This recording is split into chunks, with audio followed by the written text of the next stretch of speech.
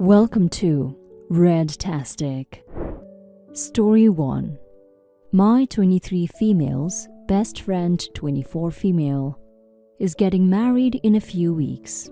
We've known each other since childhood, basically inseparable. Growing up, we always talked about each other's future weddings, like how we would be maid of honors and plan everything together.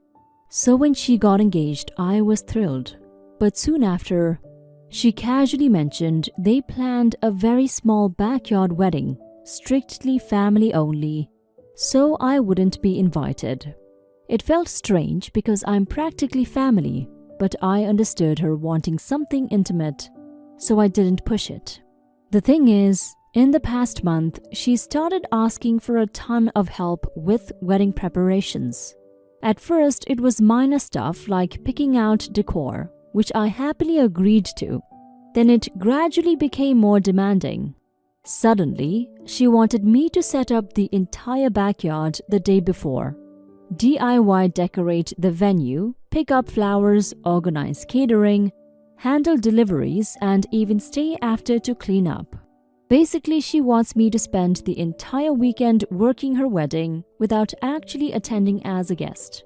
When she first asked, I tried to hint that this seemed unfair, but she brushed it off, saying it wasn't a big deal and that she needed me. Eventually, I decided to talk about it openly and explained how uncomfortable and hurtful it felt to put in all this effort but not actually be invited to the wedding. She immediately got upset and accused me of making the event about myself. I have always supported her decisions in the past, but it hurt that I was expected to work for free without even the courtesy of an invitation. Now things are awkward, and I don't know if I should just back out entirely or suck it up and help. Update. Thanks to everyone who gave advice. I ended up bringing it up again because I couldn't shake the feeling that something was off. I told her I totally understood that it was small, but it still felt weird to do all this work and not even be a guest. She got defensive and repeated that it was just logistics and there were too many people in her life she couldn't invite. I asked her straight up if it was really just family.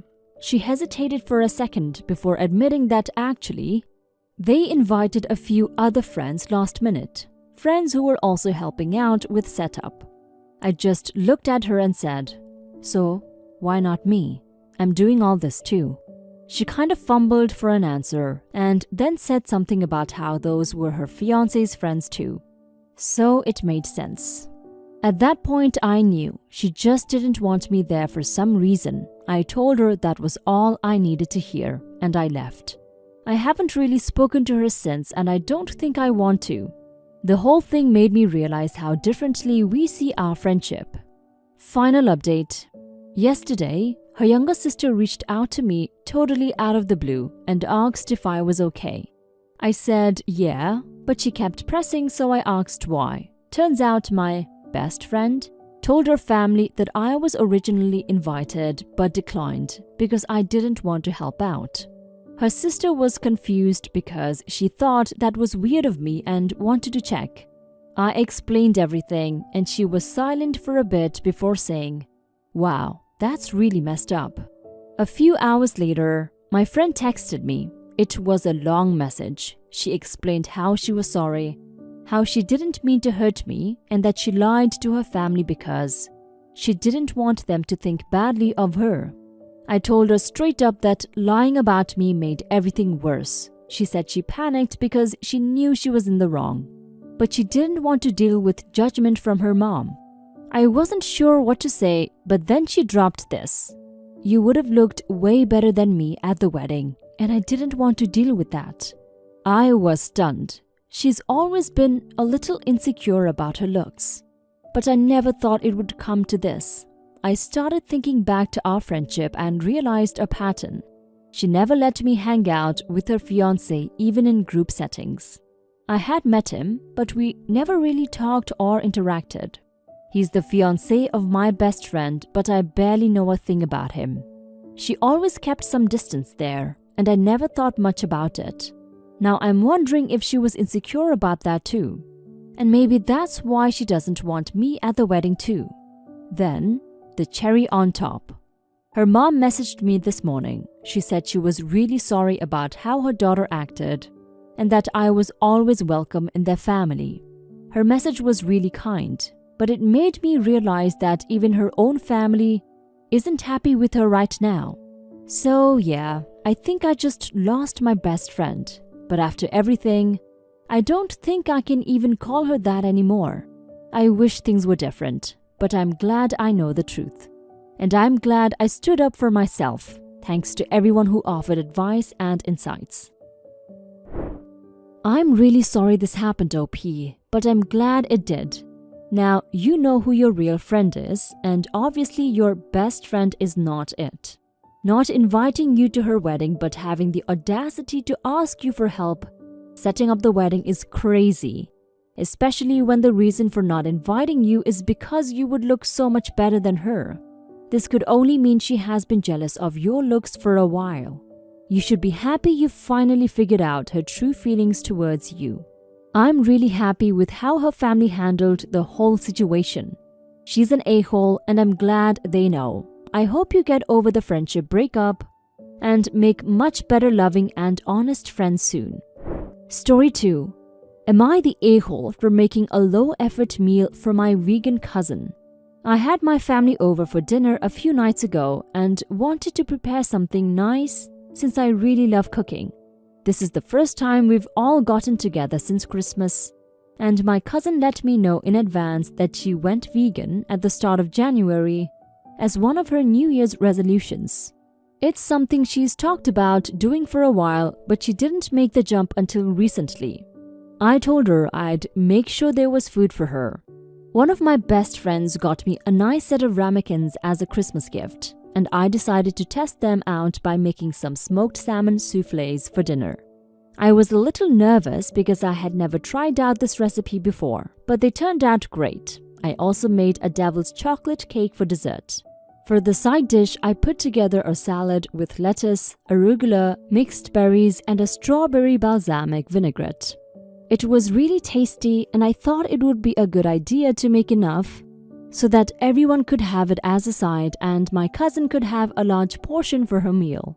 I also made sure to keep the dressing separate from the salad because I knew it had honey in it. My cousin said she appreciated that I kept her in mind, but that it seemed like a dinner was an afterthought, and that salad wasn't a meal on its own. She said if I had told her I was only making her a salad, she would have brought a dish of her own to share. This really rubbed me the wrong way because I feel like I did go out of my way to include her. Am I the a-hole? I would say you're not the a-hole, but if I look at things from your cousin's point of view, then you are an a-hole, and she was right to say her meal was just an afterthought. Not only did you make her just salad, but you were also sharing the salad as a side dish to everyone else who had the main course. That would feel like an afterthought to me too. I know you tried, but you should have tried harder. There are tons of simple vegan recipes on the internet. Even if she didn't enjoy them, at least she would know you put in the effort into making her an actual main course like you did with everyone else. Now for some comments. I was ready to say, what's the problem? I can make a meal of a good salad. But then I realized it wasn't a good salad. It's just lettuce, spicy grass, and some berries. The star of the salad seemed to be the dressing, which the vegan didn't get to have. No wonder the poor cousin felt so left out. If you're gonna make a salad as a main course for someone, make it a hefty salad. Throw in tomato, cucumber, olives, nuts, maybe some grilled tofu pieces. Make it at least filling, sheesh.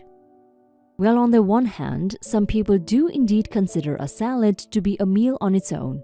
On the other hand, you did literally just give her a larger portion of what you were already serving everyone else as a side dish, so I can see her point of view.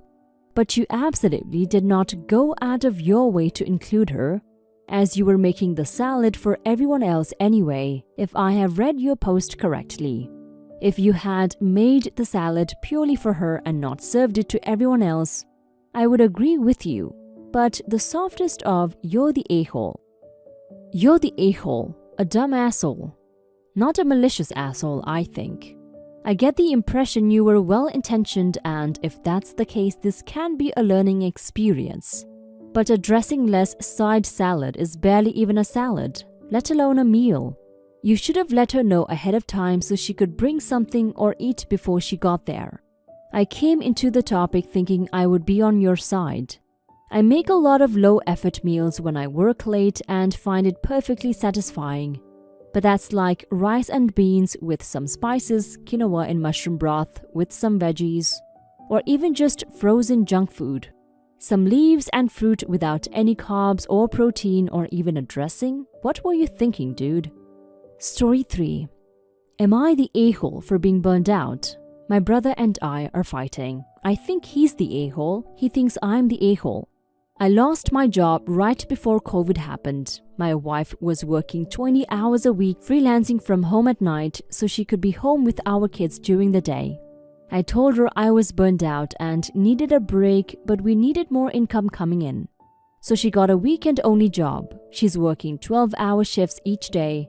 So she's getting in 24 hours a week there, so she's working 42 hours a week altogether. She's also been homeschooling our kids. She ends up doing most of the cleaning because I hate it. Recently, she told me she needed me to help out more. I said I was still really burnt out.